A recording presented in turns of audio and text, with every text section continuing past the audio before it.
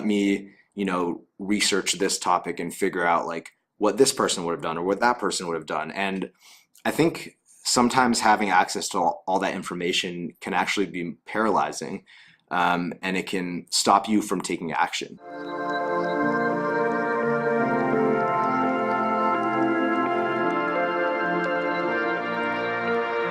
What's up, ShiShi fam? Welcome to another episode of ShiShi Meditations.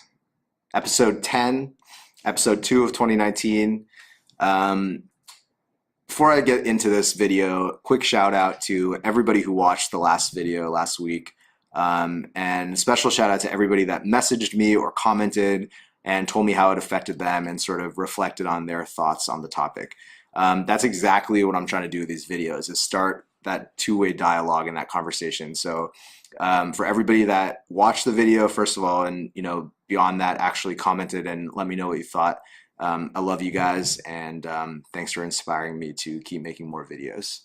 So the topic of today's video, coming to you live from Santa Monica, California, which is where I'm staying right now, is the idea that you should always trust your own direct experience as the ultimate teacher and the ultimate guide when asking yourself what to do next in any situation.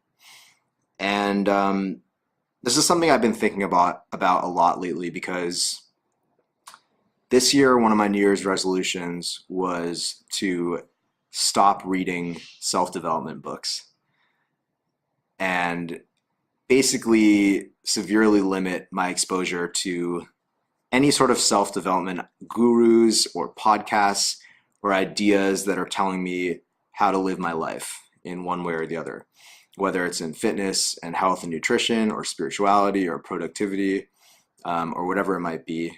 And the reason that I made this resolution is because, for those of you guys that know me, you know that that is a huge part of my life. And I think it's such a blessing to be living in this digital internet age where we essentially have unlimited access to all of the wisdom that's essentially ever existed, in humanity.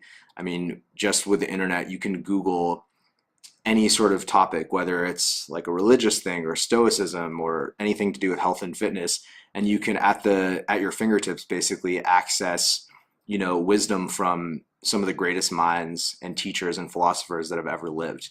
And, I think that's something that for me, as somebody who's naturally very curious and always interested in how I can better myself and optimize myself in all the various areas of my life, that's been something that I've really taken on board and taken advantage of. But, one thing I started to realize is I think it's possible to become overly dependent on these kinds of materials and to essentially get into a place where you don't really trust yourself to make decisions anymore. Even for some of the smallest things, you kind of are like, oh, well, let me, research this topic and figure out like what this person would have done or what that person would have done. And I think sometimes having access to all that information can actually be paralyzing, and it can stop you from taking action.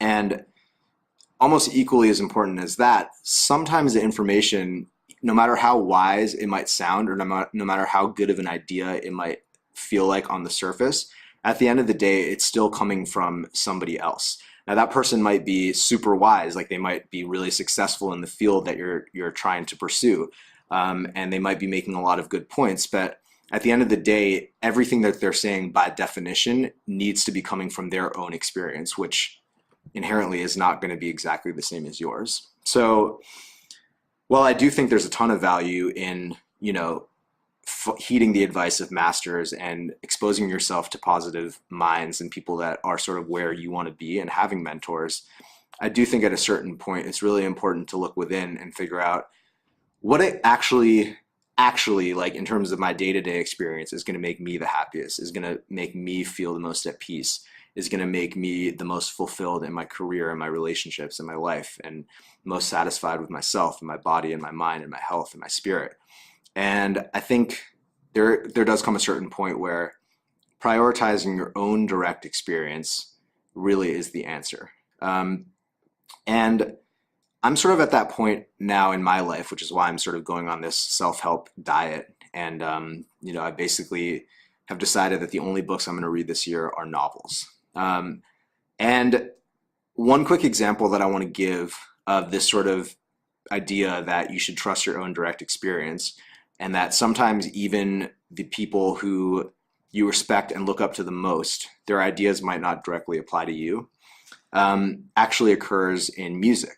So for anybody out there who creates music or does anything artistic, or really anything where they're constantly creating content, you might be familiar with this idea that quality is a byproduct of quantity. So essentially, it's this idea that, if you want to become a really great artist and you want to create really high quality work, the way to do that is not to toil over one project incessantly for, months or even years, but rather to put yourself on a really strict deadline and have the discipline to finish one project every week or every month, and essentially use that as a way to fight your inherent perfectionism, which oftentimes can just be procrastination disguised as perfectionism, or a fear of exposing yourself and your work. So you just keep toiling and toiling away and you never actually finish the project because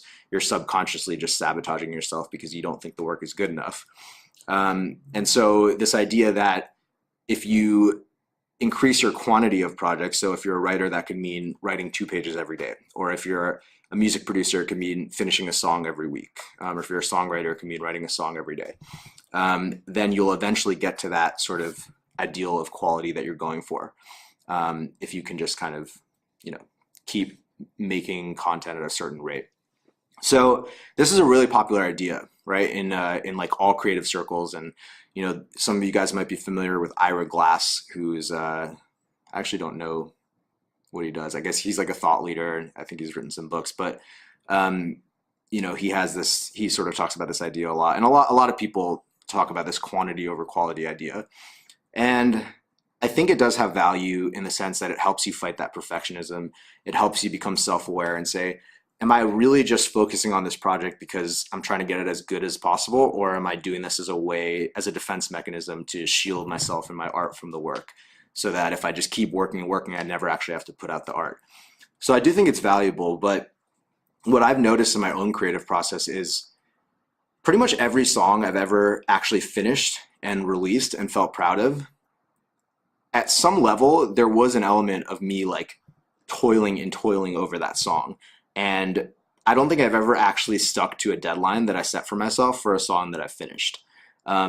Essentially, every time I have a song that I'm actually feel comfortable putting out, before that moment happens, there were hours and days and weeks and sometimes months and actually sometimes years where I was like working on that song on and off and just like constantly listening to it and constantly just fine-tuning things and being like, I'm going to take this one snare out of this one moment because like I just trying to do these kinds of tasteful things and make sure every moment is exactly how it should be in the song.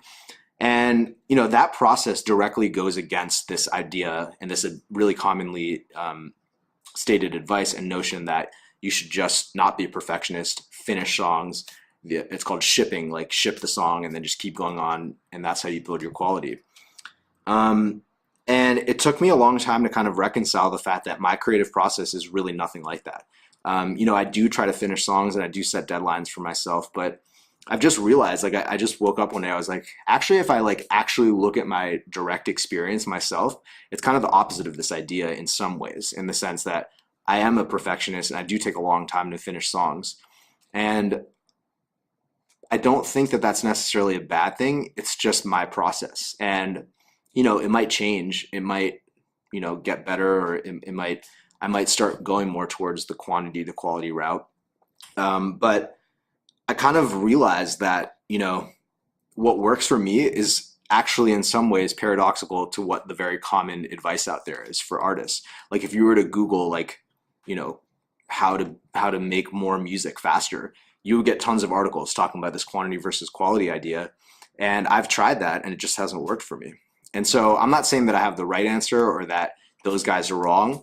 Really, the point of this video is just to say, when you are intaking ideas from people that are leaders in your field or mentors, I think it's really important to be open-minded to those ideas and respect them and try them on. But I think it's equally, if not more important, to always remember that no matter what an idea is or how strongly you believe in it, it always is coming from somebody else's direct experience. And ultimately, what's going to make you the most self-actualized, unique person that you can be is formulating your own ideas from your own direct experience.